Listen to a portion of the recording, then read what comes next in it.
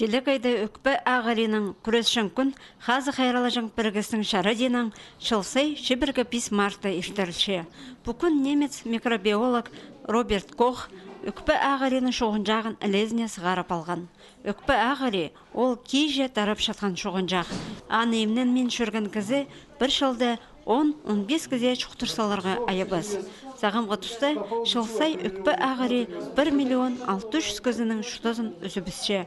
Иди прай телекайда бұхор қыстық шоғын жақтың тоғыр көрізіп, базы аны шоқидар бөгінің мұндық күн шарлалған. Ешткен шыл бұ шөрім хостры республикадағы 700 тонн кізі сынықтанып алған. Анды өкпі ағарины қаптырған кізілерінің 1%-ын әлезіне сығарып алар оңдай берген.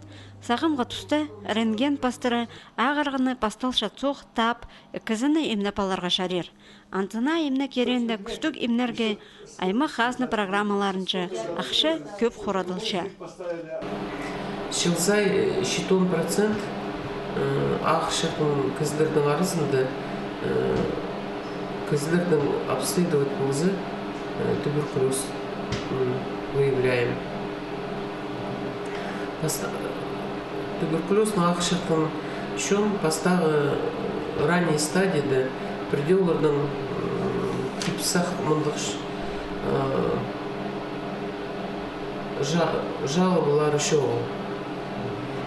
И писаны только выявляем флюорографическое обследование ишцы. Бұ неделінің сғары шебіргі 5 март қатері республиканың шұқтағжыларына өкпі ағарының көресшің имнік турызында постың хазин теке сынықтап аларға шарер.